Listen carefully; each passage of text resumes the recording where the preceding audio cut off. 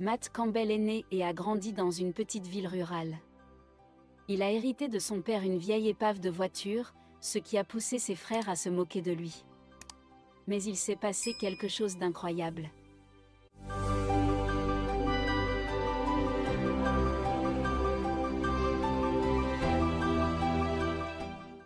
Le père de cet homme, George Campbell, était un agriculteur qui était très fier d'être devenu riche à la sueur de son front, sans aucune aide d'autrui ni héritage de sa famille.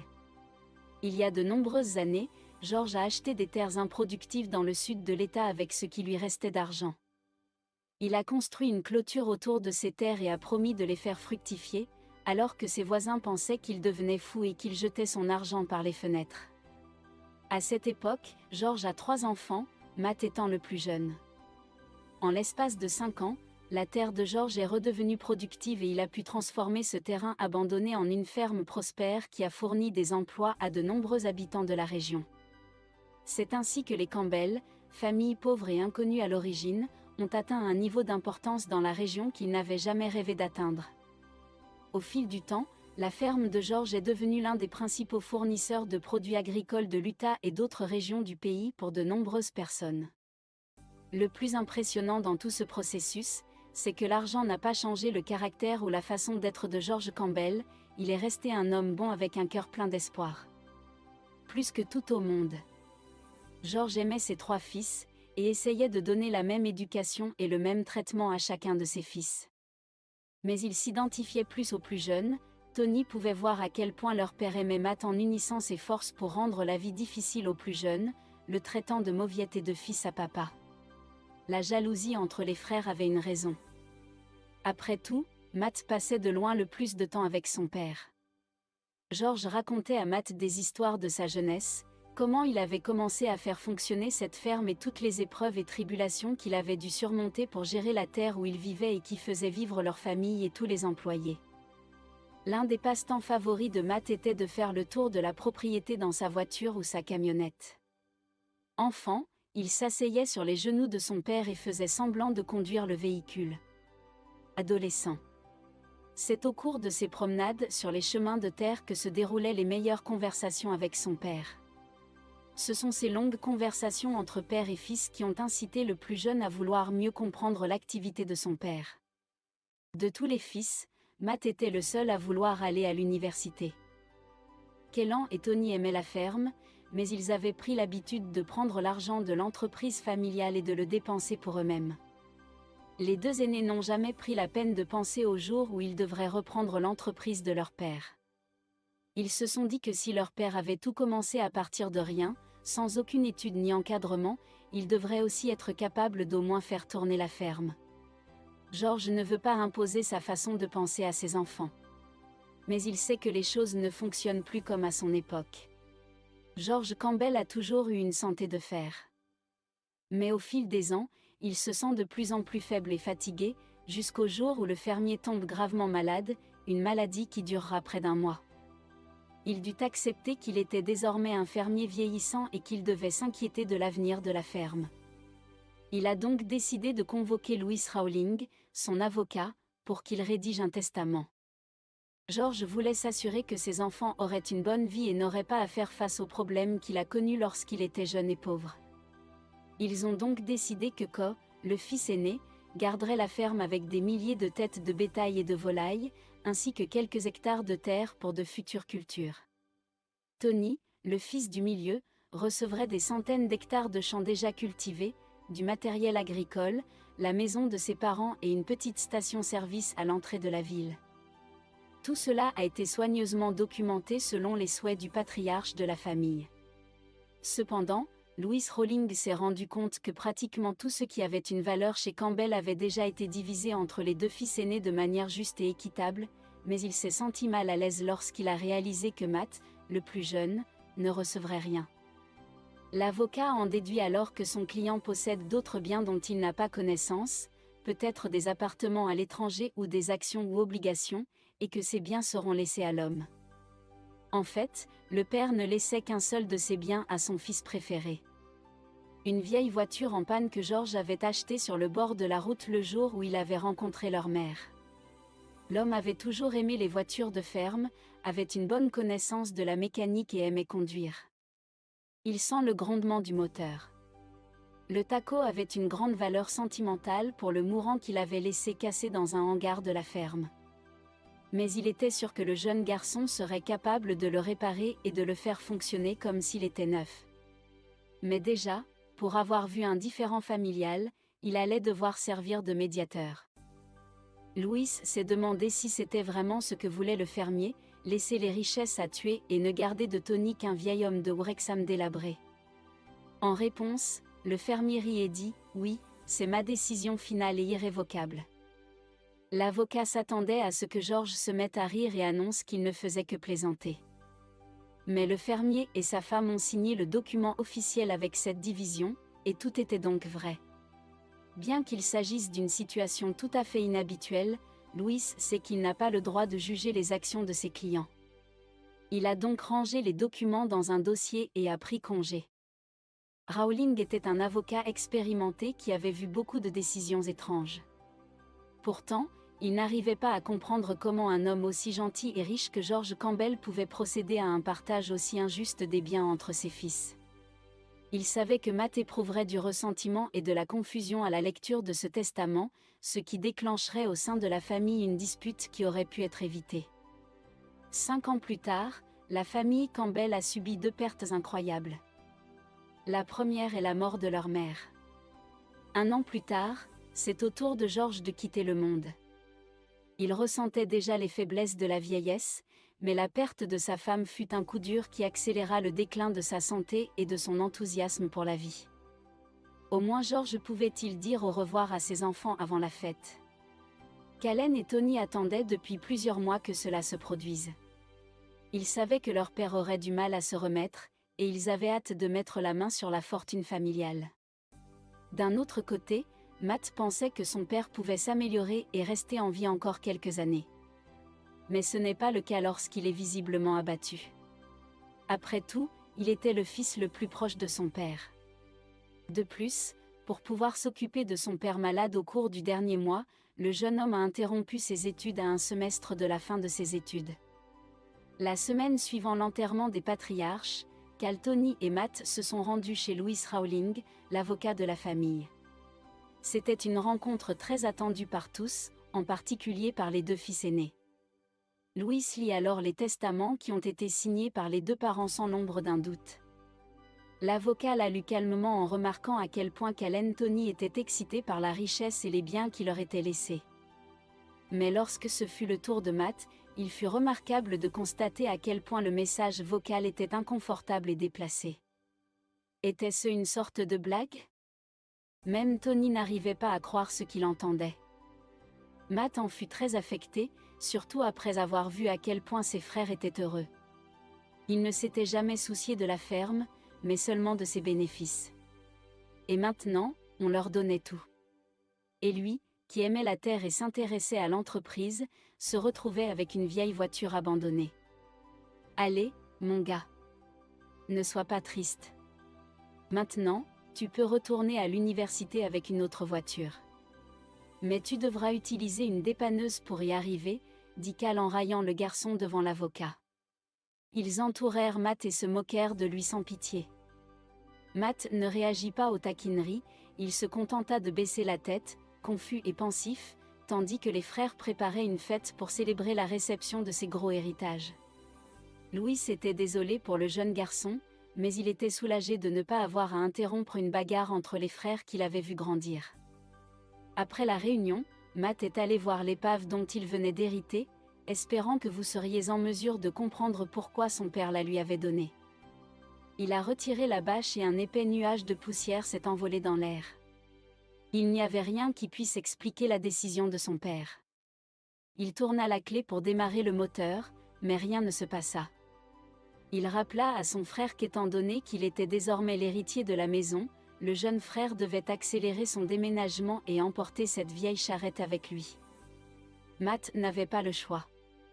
Il ne voulait pas vivre une autre journée d'humiliation. Il prépara donc ses vêtements et ses objets les plus essentiels.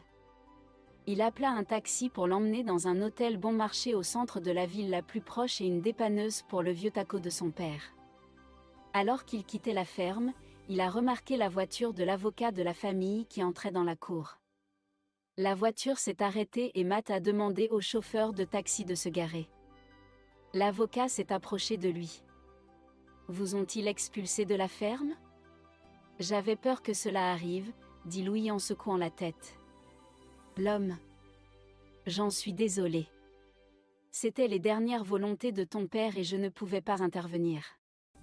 Mais tu dois savoir qu'il ne t'a pas simplement laissé cette vieille voiture qui avait une mauvaise journée et qu'il était sûr de devoir s'occuper d'une autre chose inutile dont il devrait hériter.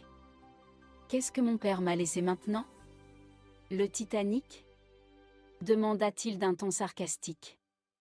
Non, en fait 50 000 $ pour que tu répares la voiture, dit l'avocat en lui tendant une enveloppe. Matt regarda l'enveloppe et la posa sur le siège de la voiture. Il remercia Louis et secoua la tête, demandant au chauffeur de partir. Ce n'est qu'une fois arrivé dans la chambre d'hôtel qu'il a ouvert l'enveloppe et a été surpris par ce qu'il y a trouvé. En plus des 50 000 $, il y avait un morceau de papier avec des instructions manuscrites, qu'il identifia immédiatement comme étant l'écriture de son père. Cette révélation lui donne une lueur d'espoir. Il s'empresse de lire la note. L'homme récemment décédé a dit à Matt de réparer cette voiture avec l'argent qu'il avait reçu. Il devait ensuite se rendre à un salon de l'automobile à Dallas où il pourrait vendre le véhicule. Et si le prix proposé ne convenait pas à Matt, il devait se rendre à un autre salon de l'automobile à Houston. Mais le jeune homme est perplexe. Qu'est-ce que c'était que ces salons de l'auto ? Se pourrait-il que son père ait perdu la tête et qu'il n'ait pas remarqué quel acheteur serait assez fou pour enchérir sur une telle voiture ? Pendant quelques jours, Matt s'est demandé s'il devait vraiment dépenser le seul argent qu'il avait pour cette voiture. Il a donc décidé d'évaluer ses possibilités et de rester dans de simples appartements jusqu'à l'obtention de son diplôme. Il s'est également rendu dans une banque d'une grande ville voisine et a demandé au directeur d'investir judicieusement les 50 000 $ jusqu'à la fin de ses études. Avec cet argent, il pourrait terminer ses études sans avoir à se préoccuper de quoi que ce soit d'autre. Et une fois diplômé, il pourrait utiliser ce qu'il lui resterait pour créer sa propre entreprise. Toutes ces options étaient possibles et même très raisonnables, mais elles ne pouvaient pas convaincre Matt de rejeter la dernière demande de son père. Alors qu'il était couché dans son lit, réfléchissant à ce qu'il devait faire, Matt se souvint des après-midi qu'il passait à la maison, des après-midi à la ferme où il se promenait en voiture avec George. Son père n'était pas un universitaire, mais ses expériences de vie lui donnaient de la sagesse, et le jeune homme l'écoutait toujours très attentivement. Finalement, alors qu'il se sentait sombrer dans le sommeil, il décida de prendre le risque d'utiliser l'argent pour accomplir les dernières volontés de son père.